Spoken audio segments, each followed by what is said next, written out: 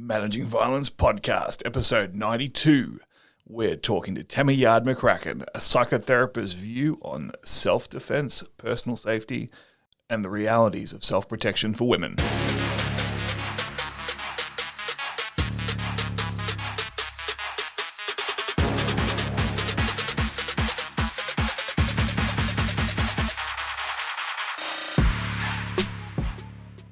Hello, ladies and gentlemen. Welcome to another episode of the Managing Violence Podcast. We're going back to our roots today. We're talking about real self-defense, self-protection skills. And my guest today is Tammy Yard McCracken. Tammy is just brilliant. She's so smart. She's so switched on. And she has a really unique take on self-protection, especially in the women's context, because she wasn't a martial artist who then evolved her skill set. Rather, she was a therapist who sought out self-defense training to be able to assist her clients with a level of surety, prevention, confidence, etc. So her take on martial arts is very different. Her take on self-protection skills is quite different and presents a really mature understanding of the subject matter. So it was a really fascinating conversation. Please make sure you do check out our sponsors, Fuji Sports. If you go to one of the links in the comments or in the show description below, you'll see the links to both the US and the Australian sites. If you put in the coupon code MVP10, you can get 10% off any purchase there, with a few exceptions, but 10% off nearly everything that Fuji Sports offers. Highest quality judo gis, BJJ gis, fight gear, etc., etc. If you're after something martial arts related, you can probably get it at Fuji, and it'll be really top quality. I personally use their gear, and that's why I endorse them. So make sure you head over to Fuji and put in MVP10 for 10% off.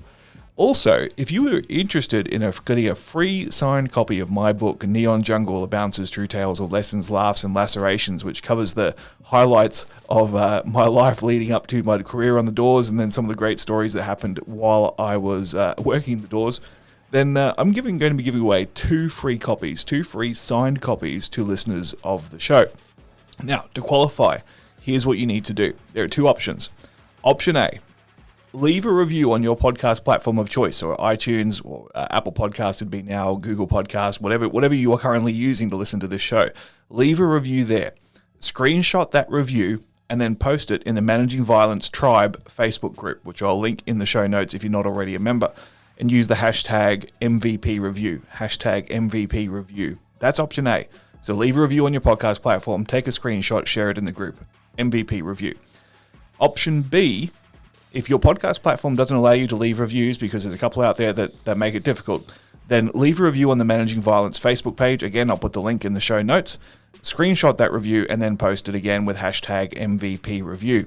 At the end of July, so the end of this month, I'll be randomly selecting two names that left reviews, and I'll reach out to you guys to get your postal addresses, and I will be sending you a free copy of Neon Jungle, A Bouncer's True Tales of Lessons, Laughs, and Lacerations, personally signed by me, and I'll even cover the postage wherever you are in the world, because what's the point of a giveaway if you have to pay for postage? So we'll cover that. It's on the house.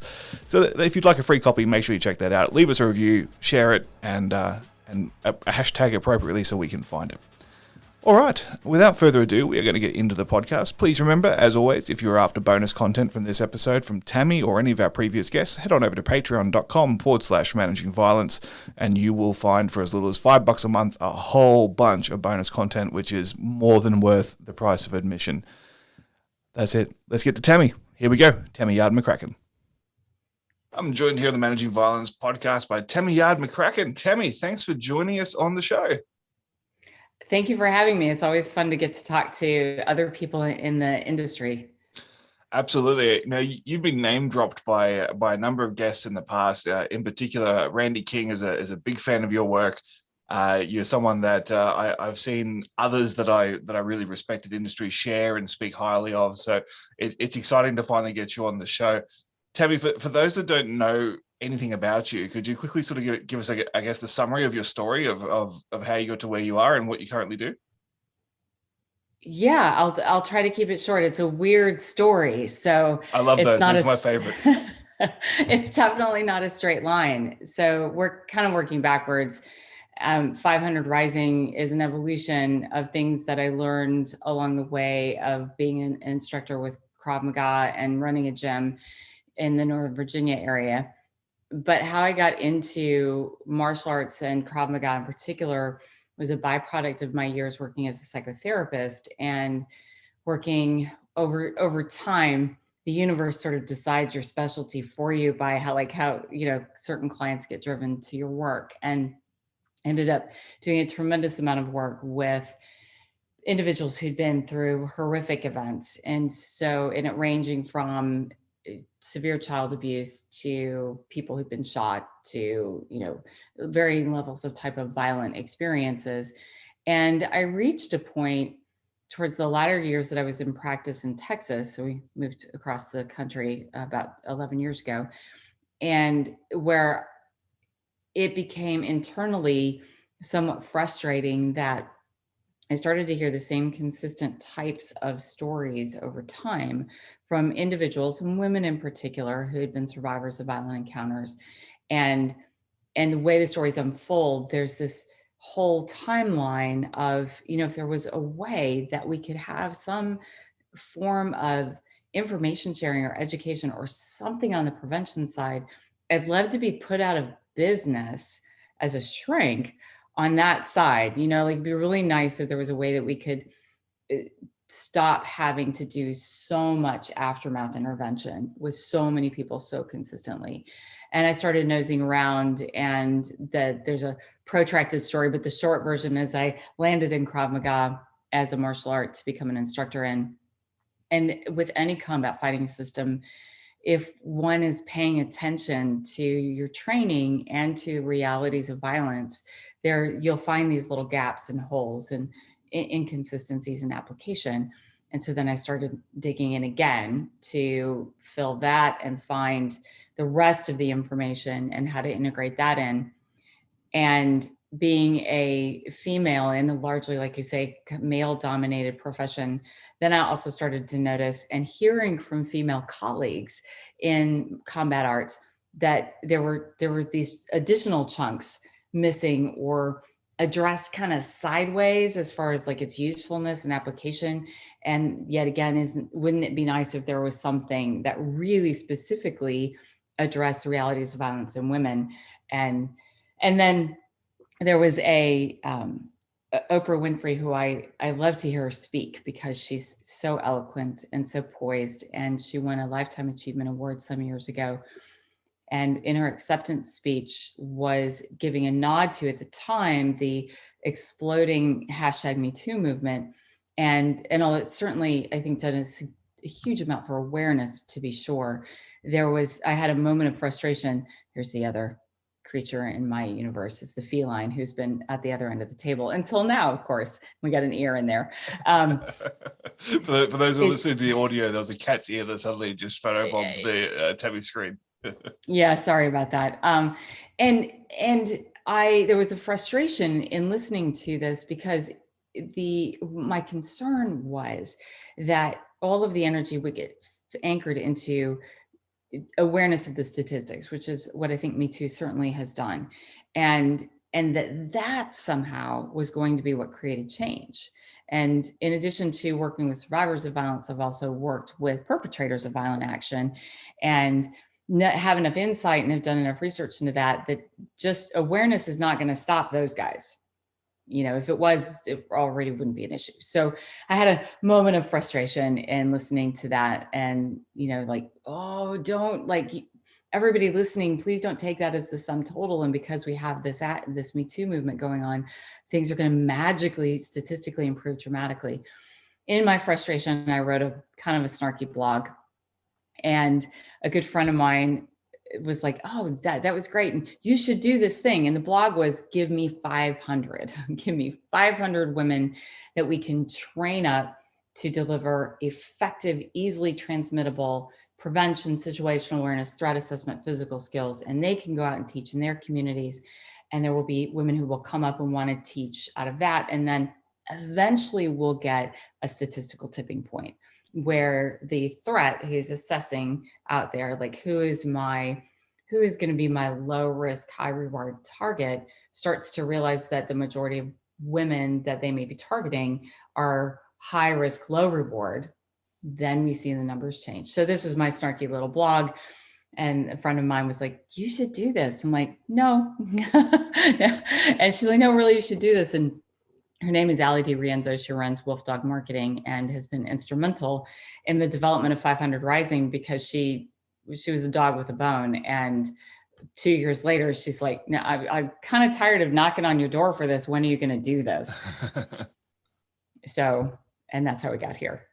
I love that, because when I first saw the hashtag 500 Rising, I thought that's a cool hashtag, but I had no idea what the origin of it was. Like, I mean, I kind of assumed based on what the content was, I mean, what you're trying to do, but that's a cool origin story. And I love that you've started looking at it from a trauma point of view and then added the martial arts, rather than like most of us that eventually end up looking at the psychology of violence, myself included. We start off as martial artists and then try to fill in the gaps of the behavioral cues. So that's something that is really interesting to me, that you've actually gone the opposite way. And I don't know if you've come across Ellis Amdo before, but Ellis has been on the podcast a couple of times. Incredibly high-ranking martial artist, but also a psychotherapist as well, and crisis intervention specialist. And he's been on the show a few times. I love talking to Ellis because he's such a wealth of knowledge in that space. You pulled on something right at the beginning of your story that I'd love to just unpack a little bit, and that was dealing with victims of trauma. And it's a discussion I actually just had with Ron Amram on a show that will probably come out, I think, just before this one, about the ethics of how we market self-defense and how we market martial arts or self-protection skills, and recognizing that most of the people that are coming looking specifically for self-defense, not fight training or martial arts, but for self-defense, are coming from a place of trauma. And most, I mean, if not a legitimate trauma, then at least a fear of trauma, like a conflict fear. So given that, I mean, how important is it in your mind to, I guess, understand the traumas of the people you're teaching, but also if you have dealt with these traumas yourself, to be able to process that fully before, I guess, really engaging the physical skills? Couple of each one of those sentences / questions is really dense. I'm just queuing you up to go for the next hour so I can switch off. Nicely done. Having some understanding of trauma as a concept and how it functions inside of us as human beings, and what high impact events do to the individual and how they're processed, I think is essential if you are particularly in marketing from a self-defense perspective. Because, and I love the way that you said this, there either has been some historical experience, or the client who's seeking this training is still functioning within that frame of reference, but from a concern or a fear or worry. And as an example, a couple of years ago, I had two young women who were just graduating high school here in the US, and somehow they managed to convince their parents. I'm like, you guys need to go into sales, let me tell you. So they somehow managed to convince their parents as a graduation gift from high school to travel to island hop through the Greek islands by themselves, sort of Ubering and Airbnb-ing it, and just kind of randomly moving through a part of the country that is known as one of the places where we see human trafficking uptick. So I'm like, whatever you guys are doing for a living, I hope it sales, because your parents didn't watch Taken, did they? or something. So, but at least the dads were like, all right, if you're going to do this, you have to take some self-defense classes. And so then I get the phone call, and there's always that expectation that we can do it in an hour, and somehow magically we have everything we need. So good conversation with the dad. And I said, if I'm going to work with them, we're going to do it over several different sessions. And a good portion of that is going to be associated with prevention, threat assessment, blah, blah, blah, versus the physical. And that whole big picture of that is the dad's awareness, the parents' awareness that there's a fear out there of the possibility that this could happen. So let's come at this ahead of time. The girls had lived shielded enough in a privileged enough aspect of society that they were kind of like, this is going to be fun. And And while I have a significant issue with fear-based marketing, I'm not comfortable with that from an ethics standpoint. At the end of solid education, otherwise unaware young women or women of any age, if they come out going, got it, there are things I need to be paying attention to, then we've done our job, right? So anyway, I love your context around that they're coming into self-defense training either because they want to say that's never happening again, or they are conscious of something that could happen and therefore are trying to prevent it. So that's that conversation of fear at the rawest level, I think. And if we're not aware of how fear operates in the body. And so I'm a whole neuropsych nerd, and I know not everybody geeks out on all that stuff. And, so I try to be careful about how excited I get about neurons and synapses and all that. But if the information is out there, we're learning so much more about how our brain functions and that function of what we call the survival stress response and everything that it entails. And so if we don't have even a basic understanding of that, and a little time on the internet will get you started, then teaching self-defense, if I'm going to be super opinionated here, I would say don't. Mm-hmm. Mm-hmm. And I think there's significant differences, and this was something that I battled as a young instructor, especially. I mean, I started teaching martial arts as a teenager. I started teaching, I guess, quote unquote, reality-based self-defense when I was like 21, 22. I was working as a bouncer.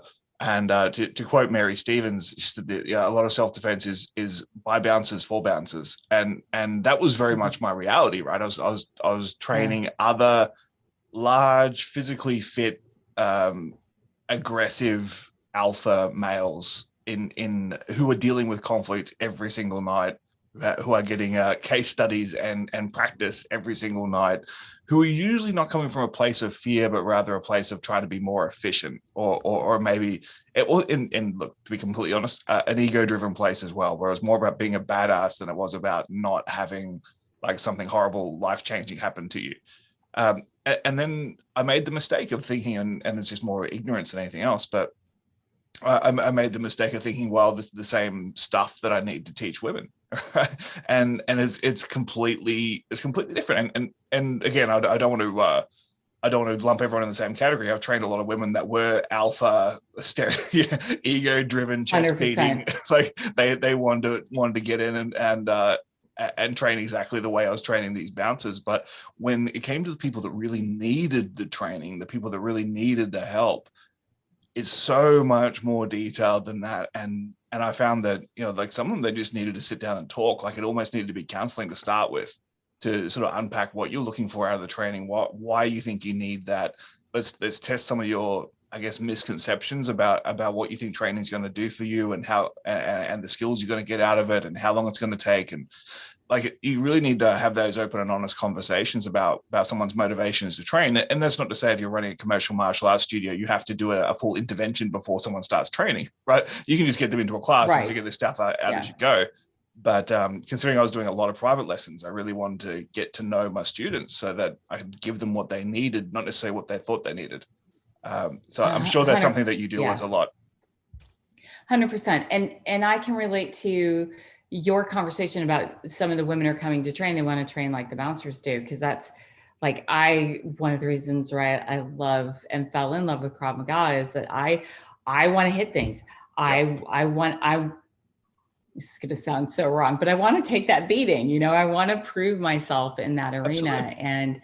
And so one of the things that we've talked about with our instructor development program is, right now, in particular, the people who are coming to us because we're new are people who've heard about this. It's 6 degrees, somebody who knows somebody. And in the women who are in the group, which is large right now, we're aiming largely to train women. We're certainly also training men. Our conversation is, you have to remember, you are not your student.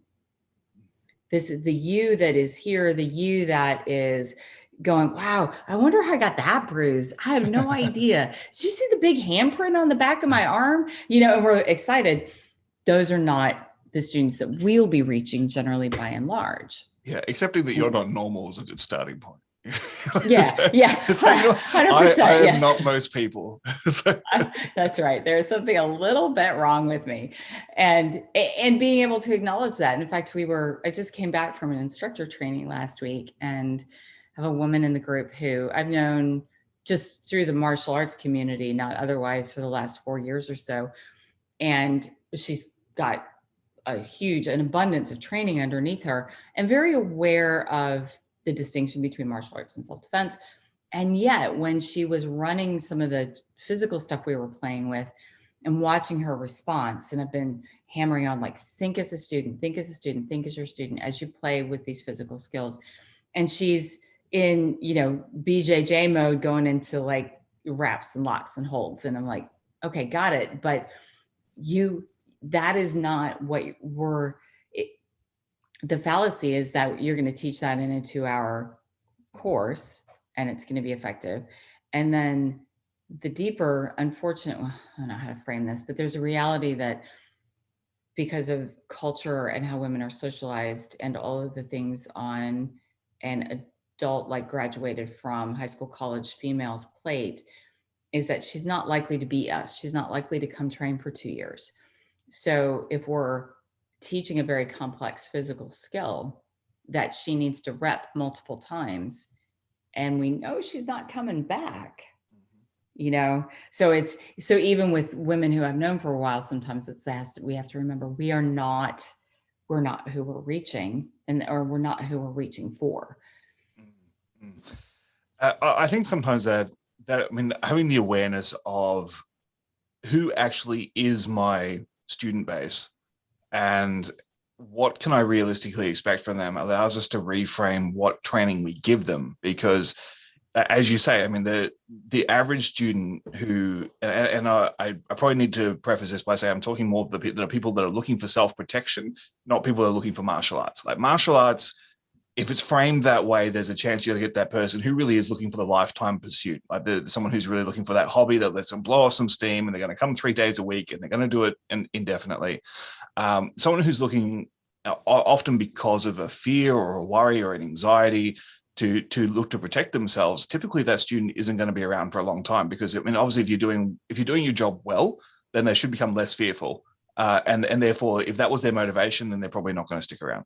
And that's a good thing, right? You should aim to get that student back out the door, cure their fears, keep in touch with them. Hopefully they're good to go on their own after a while. But if we frame that up and say, well, I might get 10 sessions with this person, what am I going to teach them in 10 sessions? Mm-hmm. And too often, I think those of us that come from the more traditional backgrounds, where we are used to going, no, if you're not going to train 6 hours a week for the next 10 years, then I can't work with you, because that's not realistic.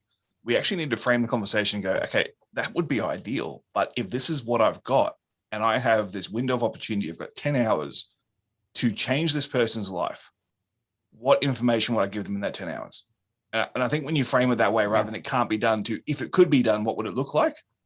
Then you can start to think more creatively, and you can start, and this is exactly what I do now. Most of what I teach now is the before the fight, not during the fight. It's about the situational awareness, the de-escalation skills, the processing people around you, all that kind of stuff.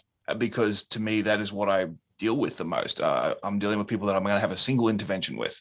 So how can I give them some skills that they can apply? They don't have to do a lot of reps with to absorb. And I think I want to sort of lead into what you're doing with 500 Rising. To I guess ask you, what are the skills that you think that most people need to know? And you're trying to build an army of instructors, right? You're trying to build this 500 that are going to go out there and change the world. So what are the things that you are teaching them that I guess to scale infinitely to be able to reach more people?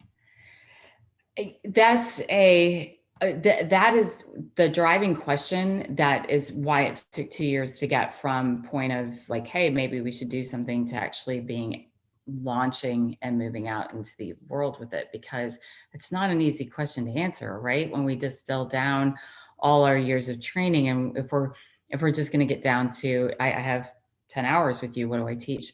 So our focus is on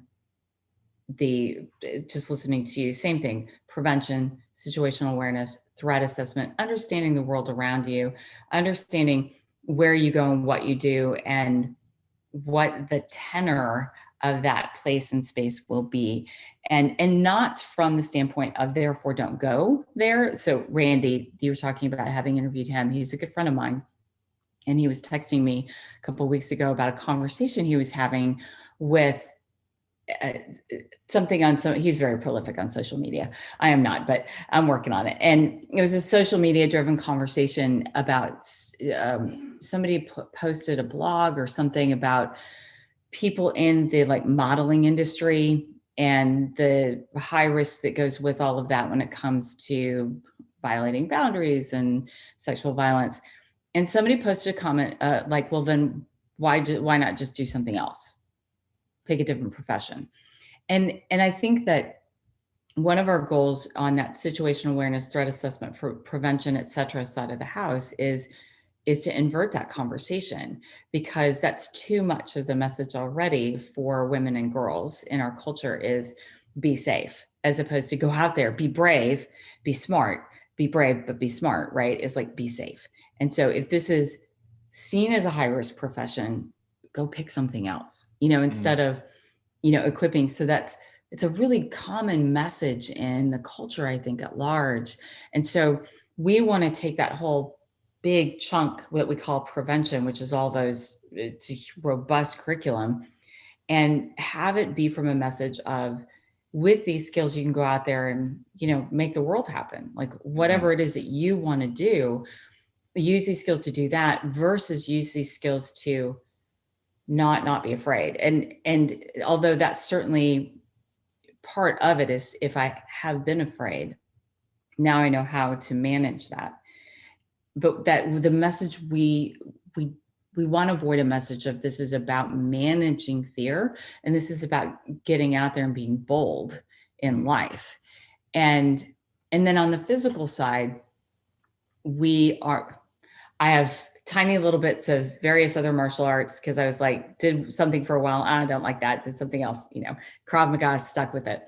And that's an important point of reference, because there are a whole lot of physical skills out there in the universe that I'm sure are fantastic that I have never even seen. So we don't want to create a binding curriculum with 500. So what we've done is our physical skills training is all principle based. And so based on things like, center of gravity to base, and therefore balance and structure, and how the skeleton works and how you can use it to your advantage and how it can be used to your disadvantage, and exploiting gravity, and just all of the things that go into the reality of bodies moving in space and bodies interacting in space, and addressing the primary types of violence that women experience through a principle-based perspective. So in an instructor training, we spend a lot of time with, okay, here's the problem. Here are the solutions I like. And I'm not the end all for sure. And these are the principles though that make them work, which is why I like them. Now go play. Yep. And we cut them loose and they start rolling and screwing around with it and trying different things. And I have more struggle, I think, with my traditional martial artists who are coming through the training than I do with the people who are kind of just a corrections officer who's just coming in based on the training that they have underneath their belt, because the traditionalists want to know the technique, 45-degree angle, where do I put, is it, the fingers are this way, or, how's the fist structured? And not that any of that is bad and wrong. I love that stuff. But back to our conversation about women and not training for long periods of time, we need to be able to look at things and go, the physics are like this, and the physics are what make this thing work. And then as an instructor, if you've got stuff you like that I've never seen before and you think is highly applicable to women's self-defense, and this is kind of that third tier of what we're about, here's a list. It's a 4-page document. I'm trying to make it shorter, but right now that's as short as I've gotten it, of how to assess your techniques against the realities of violence and women's self-defense. And if that skill, like you really want to teach X when you teach women's self-defense, and it's not something that, we have through 500 Rising, go through this checklist. And if it passes, have at it. And then that checklist again is based on the physics, especially with the size differentials, and then also some of those realities of violence and how things are actually going to go down versus how we like to pretend we're John Wick. And, Yeah. I love that. I really love that approach. I just want to go back to something you said at the start there about encouraging people not to just go, well, that's unsafe, therefore I'm not going to do it. Or that's a higher risk, therefore I'm not going to do it. Because this is it's a conversation that's very close to my heart. So I have 4 daughters, right? So my instinctive urge is protection and don't take unnecessary risk. But professionally, I'm a risk manager, right? So I manage risk all the time in all sorts of different areas. And I recognize that risk is also opportunity, right? Risk is threat, but it's also opportunity. So I would never tell a client, don't take risks like that. That's not something I would do, because then they can't do business. So what you say there just struck a chord with me, because I use this analogy frequently. Like if I had a young male who wanted to do a job that was working at heights around electricity, for example, like we recognize that's a high risk occupation. Like we know from a safety point of view, that's a high risk occupation. No one says, well, maybe we shouldn't have line workers. Like, because we need them, right? These people need to do jobs. So what do? We mitigate the risk as best we possibly can. Okay, we provide them the training, we provide them the PPE, we put all sorts of safety mechanisms in place so that they can do that job as safely as possible. And yet when we have a young lady wanting to travel or wanting to do something that is higher risk than staying home in a bubble, our immediate reaction is, maybe you shouldn't do that. Mm-hmm. It's like, well, maybe you should just deprive yourself of your happiness and the things that you want to do so that you don't accidentally come across someone who might want to do you harm, as opposed to, let's give you the skills so that if you meet that person, 1, you'll recognize them from a distance before they even know that you're there. And 2, if you do find yourself in conversation or in a situation with this person, that you've got some skills to at least get to safety. And then, as you said, then you can be bold, right? Because then you feel like you've got a level of defensibility and you're not as vulnerable as you were. And you can then go out and really do what does make you happy. And you don't know what you're empowering someone to achieve when you give them that sense of confidence to go do something, as opposed to having to continually assess whether this is the right thing to do or the wrong thing to do. Yeah,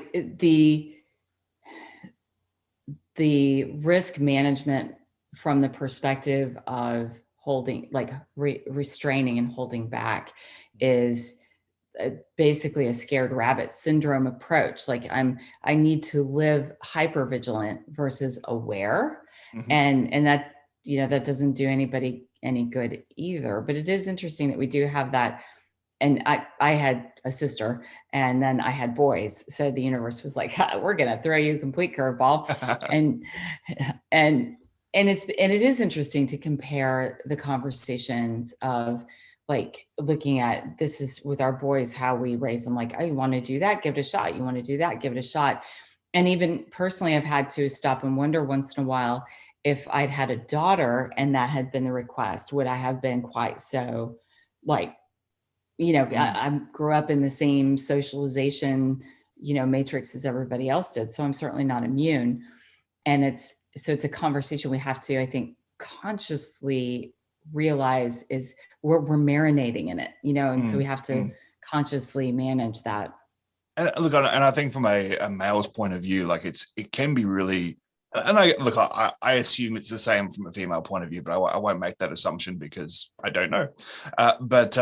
Yeah, from a male's point of view, it's sometimes hard for us to remember that we actually live in different worlds. Like the sense making that goes on around us is completely different depending on how you've been raised, depending on what environment you've been in, whether you've been empowered or sheltered, and all these kinds of different variables. Whether you've learned to trust people or be fearful of people, like all these things. I mean, everyone is different, and I think broadly speaking, it's a very different world for women than it is for men, and we have different concerns and different things that we process on a regular basis. And sometimes when we try to apply our standards to someone who lives a very different life or has lived a very different experience to us, we get this disconnect and frustration. Well, why aren't you doing it the way that I think you should do it? Because that's just not their reality. They're working with different parameters to us.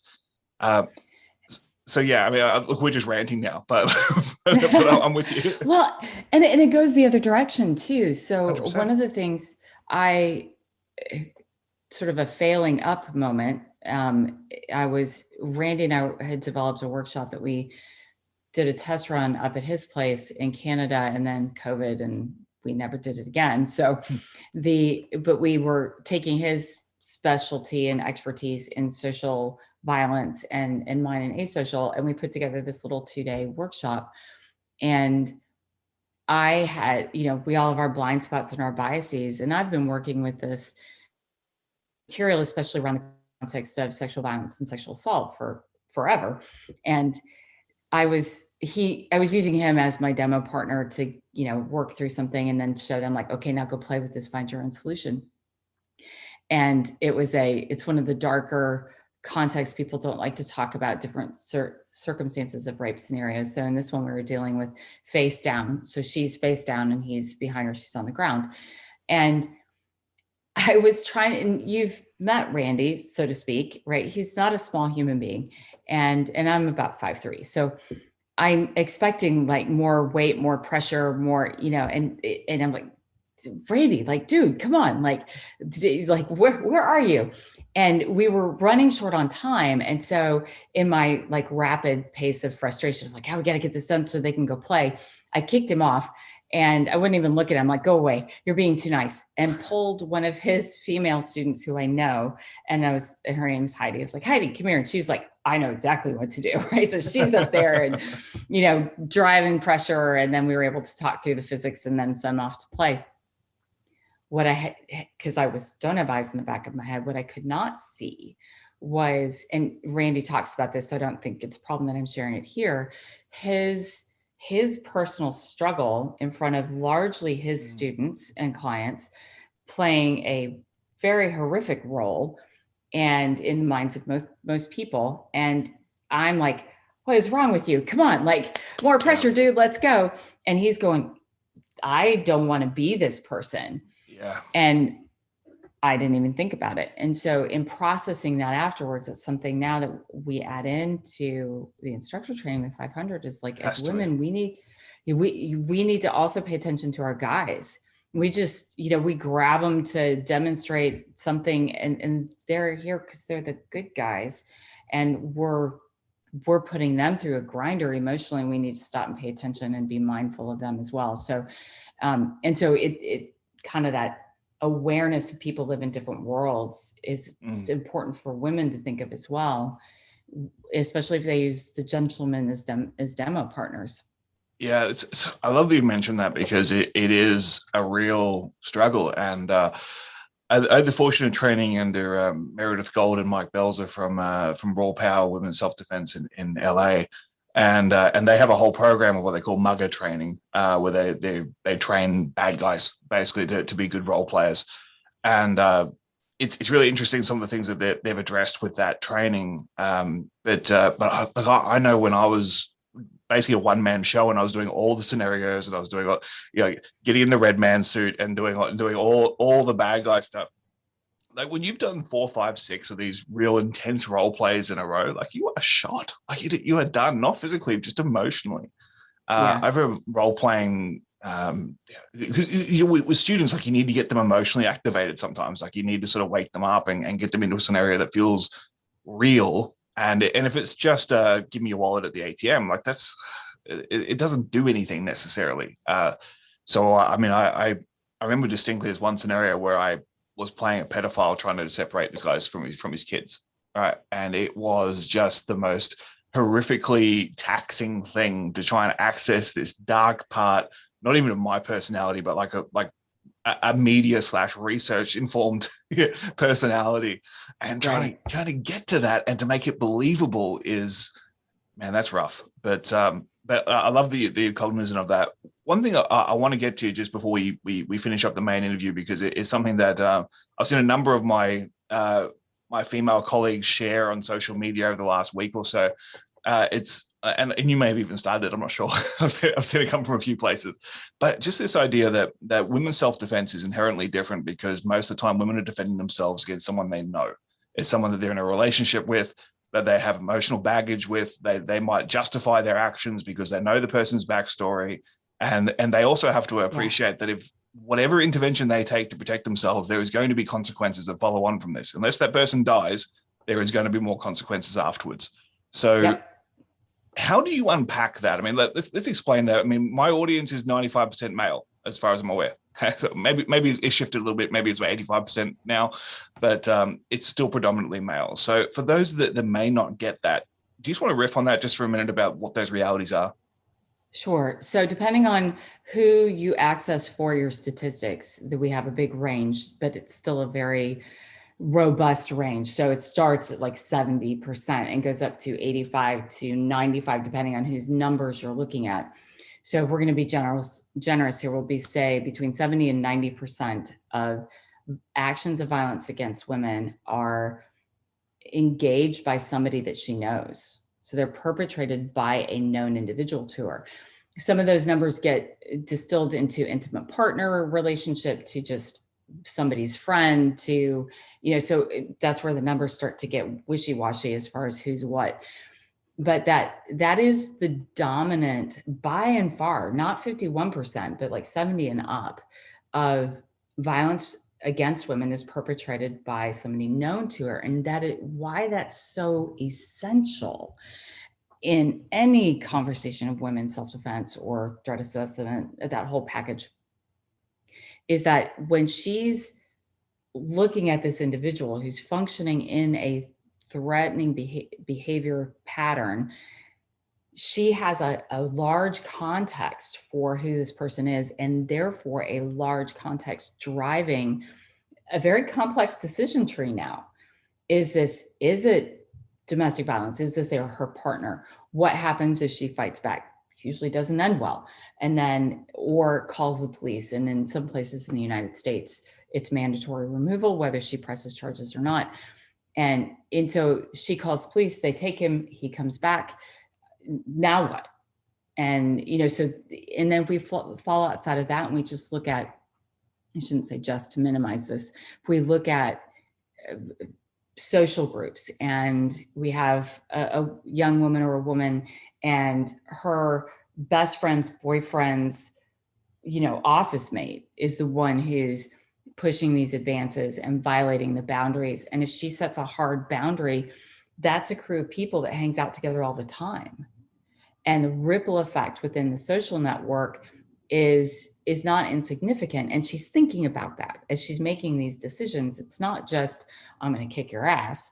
It's all of the impact that goes into it, and all of the deep social programming that goes into women are kind, they're nurturing, they're the community builders, not the community shatterers, right? So it has a huge influence on what it's going to take for her to find that anchor from which she can move confidently in either setting a hard boundary, or if she has the physical skills and it's going physical, even if she doesn't have the physical skills, it's not hard to hurt another human being if you need to, right? So if it's going to go physical and she needs to respond, where she finds that gravitas from which to do that is hanging out in this churning sea of all of this other information.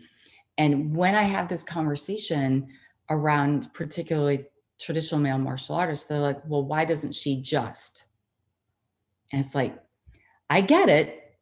And that is never going to be the reality. So it's like you said early on, we are wired a bit differently across the gender spectrum. And she's going to be thinking about all those things and the consequences and the aftermath that goes with it. Even a hard boundary set in a corporate setting, for example, somebody who's doing that, what Ana Valdesari writes about, the low-level creeper who's, fishing right around the edges, and he knows just what line not to cross so he doesn't get hooked into HR and fired. If she sets a boundary with him, he's going to go office chatter to other people, and that could authentically impact her next promotion.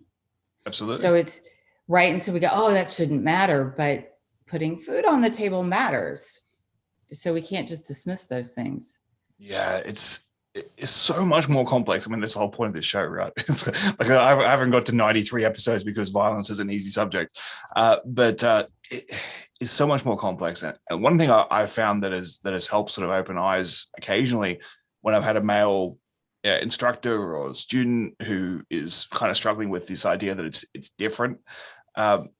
Let's talk about something like that's a drill that we do on a regular basis. Like we've got a knife attack and we're going to do knife defense and we're going to do like, and if you look at it purely from a combative point of view, like the principles are pretty simple. Don't let the pointy thing inside you, like isolate the weapon, destroy the threat, escape, right? Those principles are fairly universal. There's differences of opinion about which order you do things in, but whatever, right? The principles are pretty much the same. Don't get stabbed, hurt the bad guy, get away.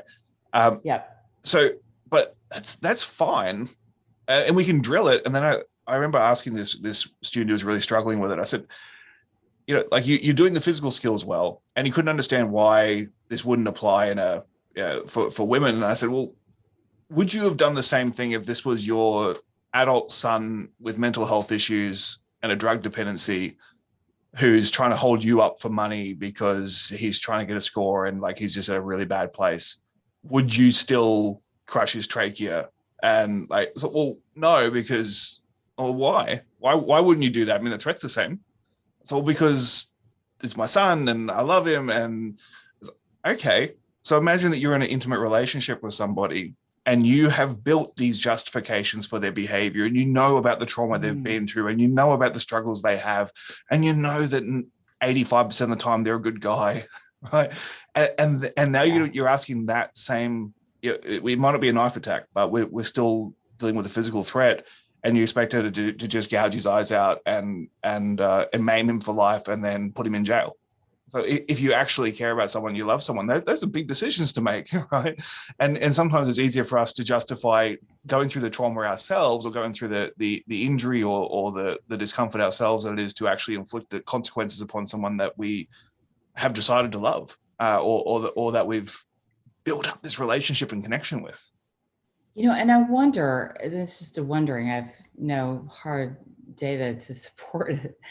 I wonder if as a male looking at that circumstance and that natural tendency to say, why doesn't she just? Yep. It comes from almost a displacement. So it is uncomfortable to pause and think about the prevalency. It's uncomfortable to pause and think about somebody who's supposed to love her and, be a partner with her is beating the shit out of her. It's uncomfortable to think about that to the depth that allows us to contact the reality of it. So I think there's this deflection of like, well, just do this. Let's just remove the emotion and make it a physical problem. Mm-hmm. But then right. we're negating like 90% of the violence is the emotion. Right? Yeah. So and I think that's one of the struggles in the self-defense industry is, and I say struggle because I feel the industry struggling to fix this, right? To find a way to address it, is that traditionally women's self-defense has been taught from that stranger danger context of how to have your head on a swivel in the parking garage. Well, that's not where your intimate partner is not hiding behind the pillar to jump out at you. That's such a small percentage. It certainly happens, but that stranger predicated violence is a tiny fraction of the reality of violence. And yet, but it's easier to talk about. It's easier to talk about and it's easier to teach. And so that's what women's self-defense seminars have dominantly addressed as long as I've been in the industry. And that's where there's that disconnect of like, we're not, we're hitting 15% of the problem. Why are we doing that? And that there's no cut and dry answer, right? I mean, we can teach. That's true. Like, I mean, I've taught these sort of sessions before where we're looking at red flags of behaviors in the dating or courtship phase where you're like, oh, okay, that's going to be an issue. But then the reality is that there are going to be people that have red flags based upon their previous experiences or childhood traumas or all this kind of stuff. And I've actually just seen this conversation pop up on a Facebook group I'm part of, which isn't self-defense related at all. It's actually a parenting group. And it was actually from the opposite end where a father was saying, my son is 16 years old, or sorry, 17 years old. He's got his first girlfriend, but she's got all these flags of mental illness and unpredictable behaviors, but he loves her and his grades are tanking and he's doing all this stuff because he's in love with her, but we think she's unstable and a bad influence. Mhm. And her parents are lovely, but she's got issues, right? And the advice is so different because people are like saying, no, you need to put your foot down, like don't let him tank his future over this girl. But it's like, she's a human being who deserves to be loved as well, right? So I mean, if she's got issues, it doesn't mean they're permanent. She's a teenage girl. Like my experience is that nearly everyone's going to have issues at some point. So Pretty much. yeah, and it depends on your perspective as a parent as to how, like, I'm gathering this father wasn't a psychotherapist. He wasn't actually able to diagnose anything, just thought she was a bit off. So I mean, we can say look for red flags, but then people are like, well, yeah, there's flags, but but they're a nice person, and I believe in their heart, and they can change, and they can. So even if you give people education, it's still about the application of that education and understanding that human beings will usually make an emotional decision and then justify it later. You know, we're not rational creatures, we're rationalizing creatures.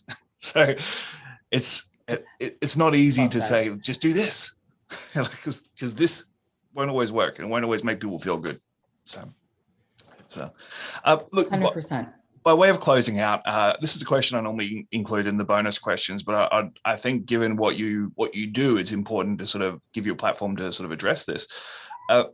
As I said, most of my audience is male. I don't know exactly what the percentages are anymore because hopefully we've tried to shift that to be more inclusive and get more people involved. But for the male instructors out there that are maybe trying to do the right thing when it comes to teaching women self-defense, and this is for women instructors as well, because most women instructors were trained by men. So not all of them are doing it as well as they possibly could, right?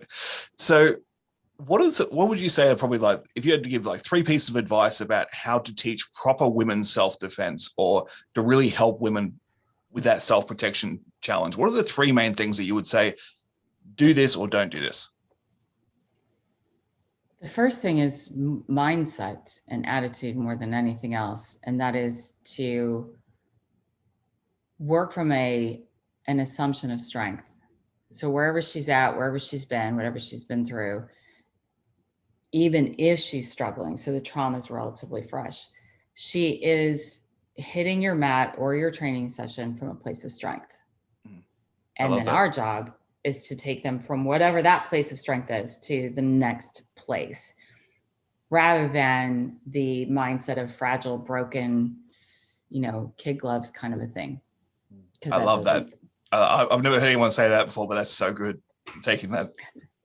You're welcome to. It's kind of our tagline for 500 Rising, from strength to strength, because that's the big thing. And from a mindset and an attitude perspective, like we teach from where we're at, right? And so if we carry that in, it's going to shift everything that we do with our female students. And I was one of those women, trust me, when I first started teaching Krav Maga, I was walking around like the guy on the mat, which is kind of stupid because I'm 5'3", and some of my instructors who were large human beings would laugh at me and walk up and go, you're not 6 feet tall. You are aware of that, right? Like, just so you know, you might want to think about acting like you're 5'3". So I think that's the big one. And then the second one is recognizing that women who train because they love it are in it for the long haul. If you're teaching self-defense, you're going to draw women who are coming for that bit of information to move on. So teach in a way that allows them to take what they've learned and apply it to things they've never seen before. I love that. That's really good. And that's why what we're doing is like principles. Because if you get how all our bodies are put together pretty much the same way, and if you get how bodies work, when that problem hits you that you've never seen before, you have something from which to solve it, right? Solve the problem you have, not the one you wish you had. And that's a great quote. That's solve the problem you have, not the one you wish you had. I could apply that to so many different contexts. That's great. And then, I don't know, those are the 2 big ones. And teach whatever you want to call them, soft skills, alpha skills, everything that goes in that prevention side of the house, make that dominant information, because, and I could be completely wrong about this, but my gut tells me that when we teach women self-defense, and it's all the physical stuff, because, and that's what people think, and that's what women think they're supposed to get. So there's expectation management in there as well. What we're telling women is, you are/will be at some point in time a victim of violence. So all we're going to give you is the response to the violence, i.e. the violent response. You don't have any power to do anything about it until it's right here. And that's the message that I think subliminally comes across when we do a women's self-defense seminar, and it's all hitting, kicking, punching, gouging eyes and, throat punch and whatever. We're saying you have to wait until it's here. So teach the soft skills or alpha skills or whatever you want to call them. That would be the third thing. Make that a dominant part of your curriculum. Yeah. And I think so. Sometimes the struggle for instructors with that is like, well, people are paying to come and hit pads. It's like, no, well, right. Are they or are they not? And really understanding, like, if you have a student who's literally just coming because it's their stress relief and they just want to hit pads and they just want to have fun, cool, we'll do those classes. But I mean, especially if you're a full-time instructor and you have the luxury of being able to set your own timetable, then make sure you're including those other classes as an option for those that want to do it, or do some webinars, or give some reading materials, or make a reading list. Yep. Like whatever it is that's going to allow you to be able to touch on that base. Just because maybe 80% of your students don't care doesn't mean that you shouldn't provide that for the 20% who need it. And it's not hard. You can, on an ongoing curriculum, you can pepper little things in. Yes. And we've gotten to, like, our first rank test at the gym we have here in Northern Virginia includes, like, while you're hitting, kicking, punching, and doing choke defenses, I'm going to pull you up in pairs and I'm going to ask you some questions. What's the highest order win in self-defense? Like, what's, what are the four things that are present in every violent encounter? That's part of your test now, sports fans. Yeah. And, so we can find ways to, like, it's the seasoning, because people want to hit, kick, and punch. Okay, cool. No problem. If you know the material, how violence works, you've done the homework, you've done the research, it can take you 15 seconds on a break while they're catching their breath to put that one little statement in there, like tucking it in. Yeah. And look, if you don't have that knowledge, why aren't you listening to this podcast? So you're probably actively pursuing the knowledge anyway. But don't be afraid to call in a guest instructor to do a seminar, to do a workshop, to unpack criminal psychology, or whatever it is that's going to work for your students, because people do find value in that. And there are a lot of people out there that are happy to provide that very reasonably. I mean, it's something that you shouldn't feel like, if you're a 7th degree black belt in karate, it doesn't mean you have to be a psychotherapist as well, right? You can 100%. You want to like, there are people like Tammy, like myself, like others we've had on the show, that will come in and do a guest spot on a subject if that's something that you should do. So Tammy, look, I know you're going to stick around and do the bonus round content, but for those that might be leaving us here, if they want to find out more about you and 500 Rising, what's the best way to connect with you and find out more information? There are a couple of ways. I'm getting better at social media, famous last words, but I'm trying.